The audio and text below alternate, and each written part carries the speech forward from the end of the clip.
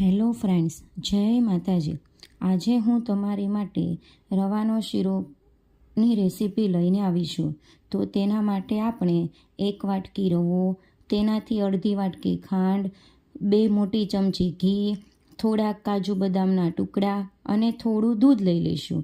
હવે એક કડાઈમાં 2 મોટી ચમચી ઘી એડ કરીશું. ઘી ગરમ થઈ જાય એટલે તેમાં આપણે રવો એડ કરીશું. પછી તેને સતત હલાવતા રહીશું.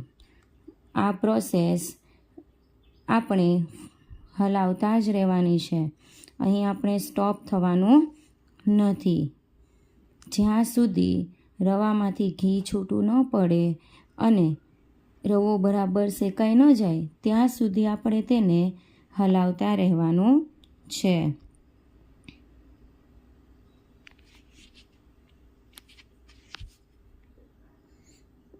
ચારથી 5 મિનિટમાં આપણો રવો શેકાઈ જશે. બાજુમાં થોડું ગરમ પાણી કરવા માટે મૂક્યું છે. ગરમ પાણી આપણે એમાં જરૂર પડશે.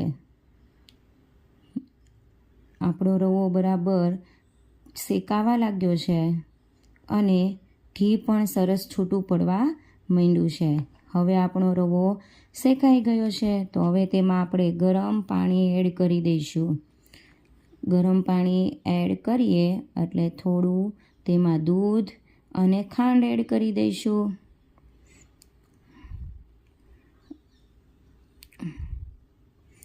અને ફરીથી તેને હલાવતા રહીશું. આ પ્રોસેસને પણ કન્ટિન્યુ ચલાવવાનું છે અને સતત હલાવતા રહેવાનું છે. હવે જ્યાં સુધી આ મિશ્રણ ઘટ ન થાય ત્યાં સુધી આપણે તેને હલાવતા રહીશું. અમારી ચેનલ તડકા ટેલ્સ 43માં જો તમને આ રેસીપી ગમી હોય તો અમારી આ ચેનલને લાઈક કરજો, શેર કરજો અને સબસ્ક્રાઈબ કરજો. અને તમે પણ જરૂરથી આ રેસીપીની ટ્રાય કરજો. હવે આપણા શીરા બરાબર ઘટ થઈ ગયો છે તો પેનને ચીપકતો પણ નથી અને એકદમ ઘી ઉપર આવી ગયું છે. તો હવે આપણે અહીંયા ગેસ બંધ કરી દઈશું. હવે તેમાં કાજુ બદામની કતરણ ઉમેરીશું. આ સમયે તમે થોડો એલચી પાવડરનો પણ ઉપયોગ કરી શકો છો. હવે આપણી આ રેસીપી તૈયાર છે મસ્ત. તો તમેથી જરૂર ટ્રાય કરજો. બાય.